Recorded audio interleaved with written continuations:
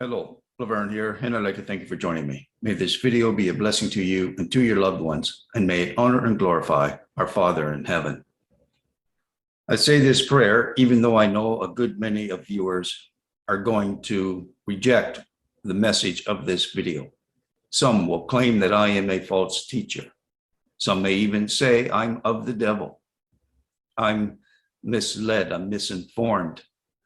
I simply have no spiritual discernment. These are the kinds of accusations I hear all the time. And certainly it is the kind of comment that I expect to hear from a good number of Christians. I say this because I'm going to be speaking on a topic that many are very concerned with, and they have deep and ingrained beliefs regarding the topic. I'm going to be speaking in part to end-time prophecy and how it pertains to what is going on in the world today when it comes to the COVID-19 virus. I find it very concerning that many Christians are teaching that you should not take the vaccine, and they give a number of reasons for it. And I'm going to be refuting in this video most of the reasons that are given for not taking the vaccine. I will especially be looking at prophecy that so many Christians point to as evidence and reasons for not taking the vaccine.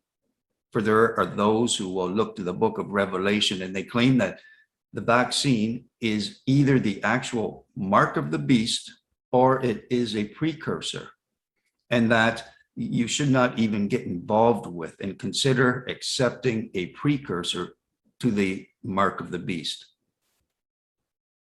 Most people who will be watching this video are well aware of the number of the beast, that being 666.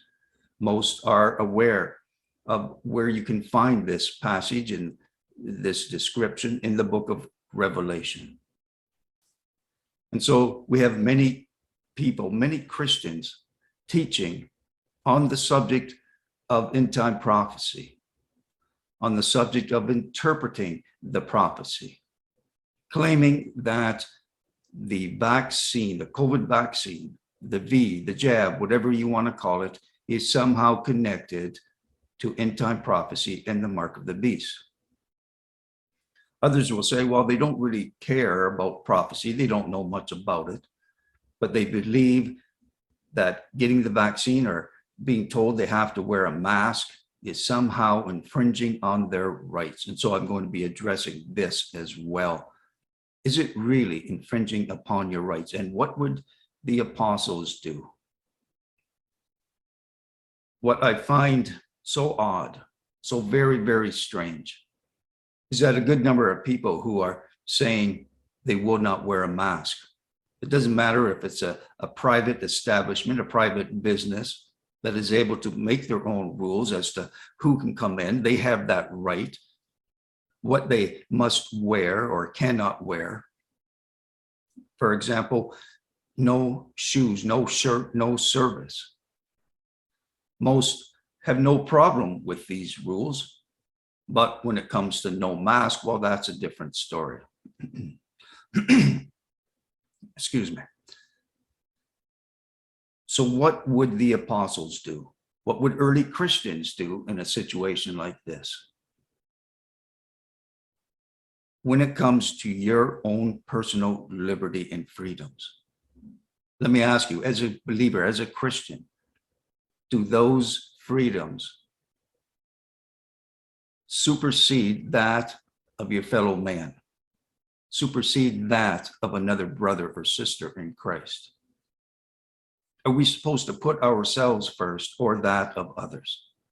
If you are someone who believes Paul is a true apostle, then consider what he taught when it came to eating food sacrificed to idols. For he taught that there's no harm to be had in doing it. But if you are with someone who thinks there is harm to be had from it, then for the sake of their conscience, do not eat food sacrificed to idols. Well, the same thing then would apply to wearing masks. If you are with someone who believes it is possible to catch this disease, and if they are fearful of their life and of the life of others, then doesn't it make sense that you would wear a mask to put their conscience at ease? Isn't that what a true believer in Christ would do? Would put the thoughts and the fears of others above their own freedoms. I believe there's no question whatsoever that this is the case. This is what early Christians would do. You wouldn't hear them saying, oh, what about my freedoms? What about my feelings? What about the fact that I don't think there is anything to this disease? What if I don't think the masks are doing any good whatsoever? Would the early Christians then say, hey, it's infringing upon my right. I don't care what the thoughts or feelings are of others. Do you really believe the early Christians would take that attitude? Well, I tell you, they wouldn't. They would put the other person ahead of their own concerns. But that is not what we see Christians doing today. I would also like to put to you that anti-vaxxers and anti-maskers are hypocrites, because the majority of these Christians will say that they are pro-life. They'll say they need to protect the life that is in the womb of a woman, even if that woman is a stranger and an unbeliever. There are those who say that God's wrath is going to be poured out because of abortion laws. They'll say we need to protect the fetus that's in that womb, that child that's in the womb, because it's a life. And we need to protect those that are not able to protect themselves. And so they will tell women that for 9 months, they must carry this child to term. Doesn't matter if they plan on keeping the child, they can put it up for adoption. But they must not have an abortion. It's no longer just their body. They no longer have the right to do what they want with their body so long as there is a child in their womb. Many Christians will make this claim. And so they will say it doesn't matter what this woman feels or wants. Doesn't matter what her desires are. She must carry the child to the full term. This is what many Christians say. It's murder if she doesn't. But then when it comes to COVID, when it comes to this very serious disease, at least that many people feel is a very serious and deadly disease, to them, they say, I don't care about your thoughts. I don't care that you might die. I don't care about your children. I don't care about those who might have an immune system that doesn't allow them to have a vaccine and other medical conditions. I don't care about them. I don't care about your children under the age of 12 that can't get the vaccine. There are Christians saying they simply do not care. And as a result, they are actually causing the death of others. How many people have needlessly died because of the lies that are being spread and the selfishness and the pride of so many Christians? Because I tell you, that's what it is. Pride that they don't want to be told that they have to wear a mask.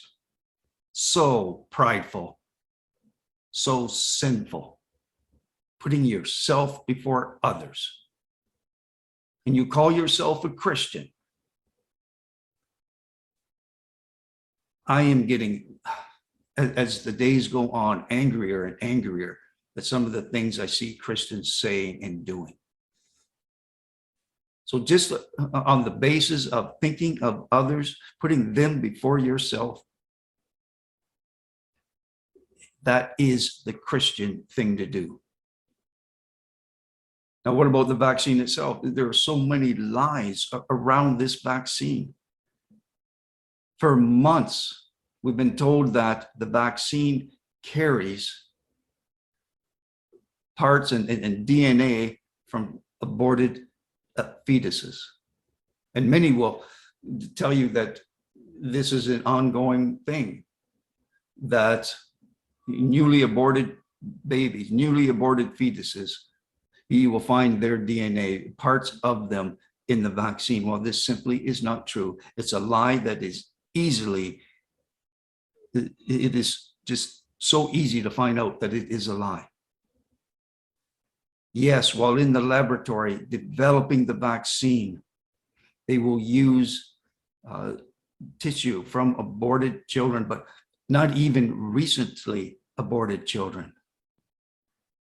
We are talking about the fetuses that were aborted 40 and 50 years ago.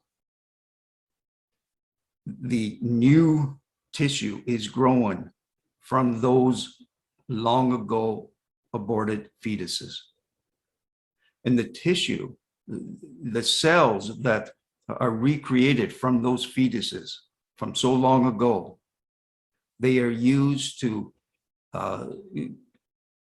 grow the virus so that it can be tested, so they can see what can defeat the virus. And so the tissue, the cells from these long ago aborted fetuses are used to grow and to find a way to defeat the COVID virus. But there is no actual tissue other than with the Johnson & Johnson vaccine. There is no aborted tissue, no actual fetus cells that are in the vaccines. So take away that argument, and we see that there is less and less reason for rejecting the vaccine.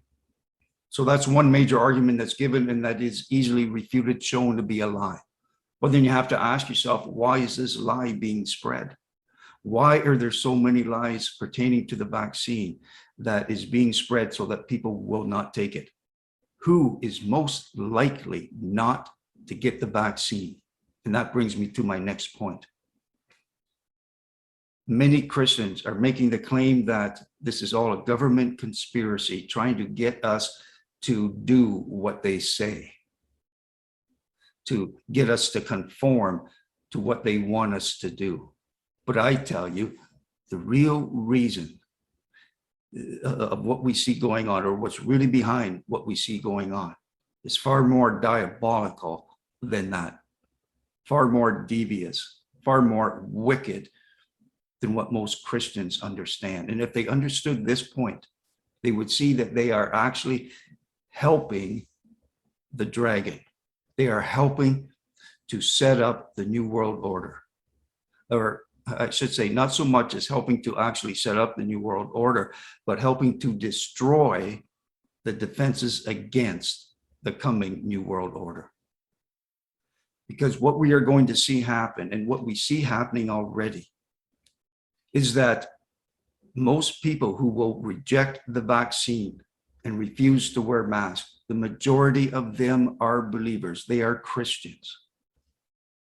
And so when another variant comes on the scene, when this disease evolves and a more dangerous, a more contagious, a more deadly variant is created, who is going to die from it? Well, there won't be so many who are going to die from it that have the vaccine. They are going to be spared. They may become sick, but very few will actually die from the new variant. The same will not be able to be said of those who reject the vaccine.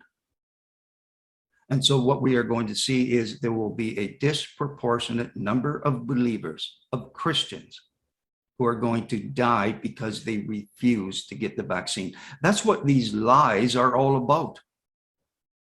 All these poor and in error interpretations of prophecy, claiming that it is somehow that the vaccine is related to the number of the beast, the mark of the beast.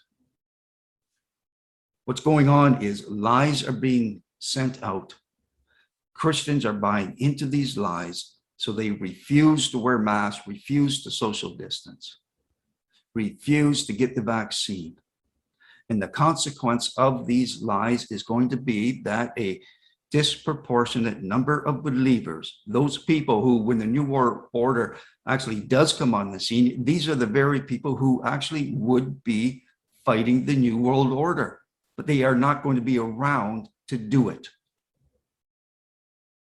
And so, in addition to this, in addition to the people who will actually die from the vaccine, there are going to be others who will commit suicide, because some of them are going to feel guilty for their spouse dying, guilty for their children dying, because they didn't take the steps that could have saved them. And so out of guilt, there's going to be some who will commit suicide. Others will simply lose their faith, seeing their parents die, their spouses and their children die. They will end up losing their faith altogether. So then, in that case, they will actually become antichrist and will then be on the side and working for the New World Order. Now I want to speak directly to and about those people who are Torah keepers and who keep the testimony of Christ. This is important, because we are specifically told in the book of Revelation that the dragon will make war with those who keep God's commandments and who keep the testimony of Christ. Excuse me.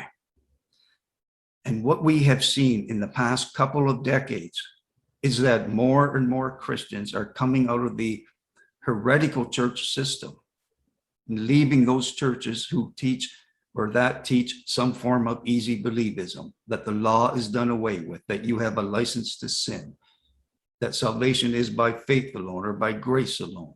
All you have to do is say a sinner's prayer or be water baptized, and you are saved from that point on, and you can never out-sin God's grace. Well, more and more Christians have been waking up to the fact and the knowledge that this is a lie.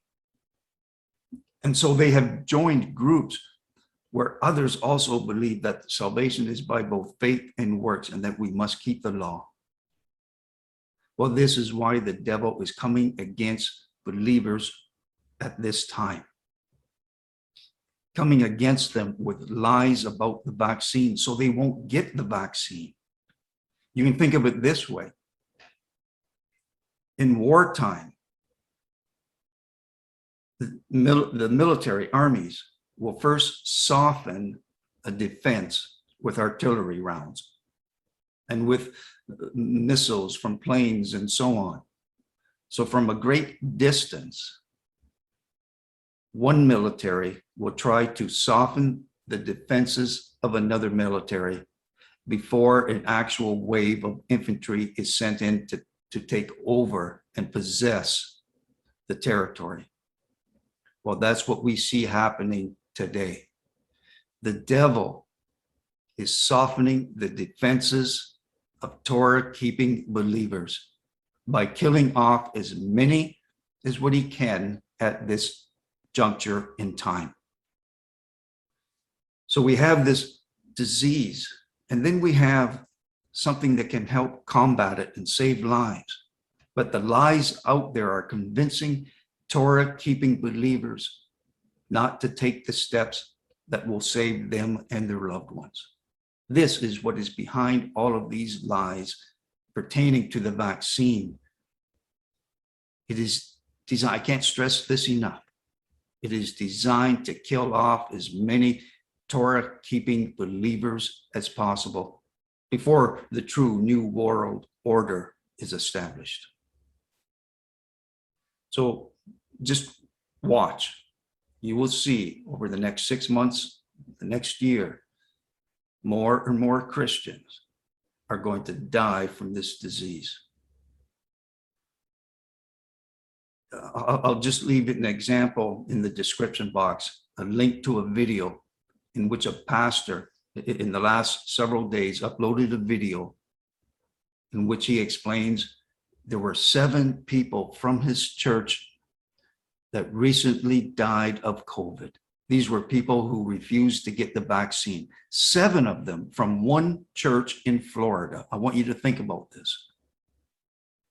This is not going to be an isolated situation, an isolated event. No, you will see many more such cases like this, where a good number of believers from churches are going to end up dying. And these will be the very people who, if they had gotten the vaccine, had taken the steps, would be around for the New World Order, would be around to combat it, but now they won't be. Now, pertaining to the mark of the beast and prophecy and the time that we are living in, it's important to understand the timeline. The vaccine cannot possibly be connected to the mark of the beast, not even a precursor, because there are far too many other prophecies that have to first be fulfilled. Simply read the book of Revelation for yourself, and you will see that there are just too many prophecies that have to precede the beast and the mark of the beast. And the other thing that I need to talk about is the fact that the mark of the beast is connected to and has to do with worshiping the beast. And with the vaccine that you are getting now, it has nothing to do with worshiping the beast or the Antichrist. There is no worshiping of a being that claims to be a divine being. There is no worshiping of anyone that demands you to get this mark and then bow down to him. And that is exactly what Revelation tells us is going to happen. So it's not enough to say that, oh, we're not going to be able to buy and sell, not going to be able to travel. No, that is only part of it. You can't just look at one part of a prophecy and ignore the others. They all have to come into play together. There is no beast demanding us to worship him. This idea that is to get us to conform, to comply. I tell you, this is a test for believers to see how loving they are towards their brother and sister, putting others before themselves. And so many Christians, so many are failing this test. Now, I have just one more point I want to make, and that has to do with those Christians who claim they are showing great faith by not getting the vaccine and not wearing masks. There are churches, there are pastors in churches that will tell you, you must not get the vaccine and you cannot wear a mask in their church.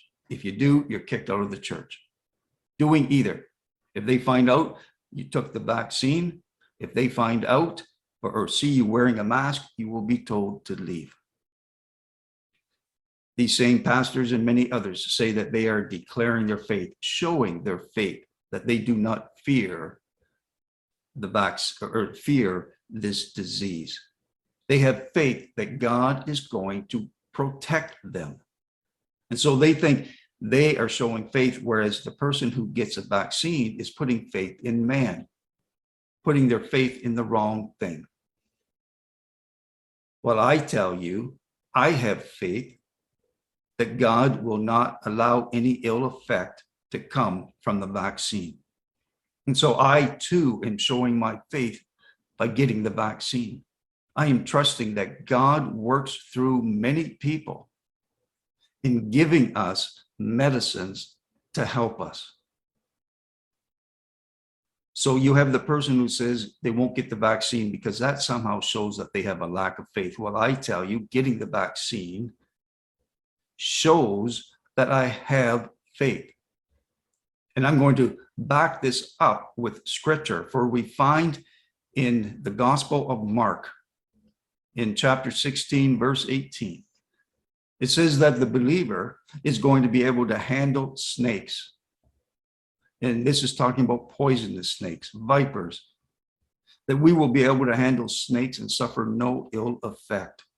And that we, if we drink a poison, will suffer no ill effect.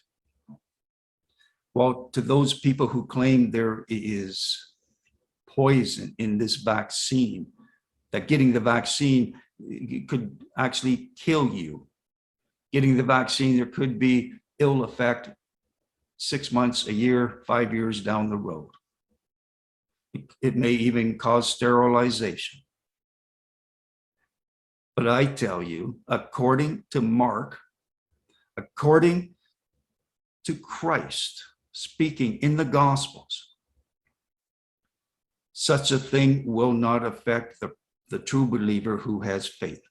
The true believer that has faith will be able to get the vaccine and suffer no ill consequences from it, because we have that promise in the Gospel of Mark. So for those who say they won't have anything to do with someone who's taken the vaccine, they won't have anything to do with anyone who promotes it, who says you should be getting it. To those I say, go and read the Gospel of Mark, read the words of our Messiah. You can handle poisonous snakes. You can be bitten. You can be injected with poison and suffer no ill effect. That's the meaning of this passage. And I have faith in the words of Christ. I have faith that if there is something diabolical behind this vaccine, I have faith that my God is merciful enough, powerful enough to protect me from any ill effect of the vaccine. All right, I'm looking forward to your comments and messages. I know there are going to be a good many who will reject what I'm saying. I've already lost a good number of subscribers. And I've lost them because of messages such as this. And I actually had someone tell me I shouldn't be speaking on this kind of subject. Because there are so many who disagree with me, I'm going to lose subscribers. I'm going to lose viewership. Well, as I told him, I will also tell the viewers here, I don't care about viewership. I don't care about subscribers. I care about what Yahweh wants me to say. I care about people who are needlessly losing their lives, and not only their own lives, but causing the death of their loved ones, of their children, of their spouses, of their parents, anyone who will listen to them regarding the vaccine, and anyone they are able to convince not to get it. There is a chance that you are going to be responsible for that person's death. So that is why I am making this video. Hopefully, there will be one or two people who have rejected the idea of getting the vaccine, but well, now they will understand the importance of actually getting it. Because if you don't, there's a good chance you will not be around to fight the very people that you claim that you want to fight against. Don't allow the defenses of Christendom to be softened by these blows, by these lies of the dragon. The dragon wants the believer dead. And that's why these lies pertaining to the vaccine are being spread. Okay, till next time, peace and blessings.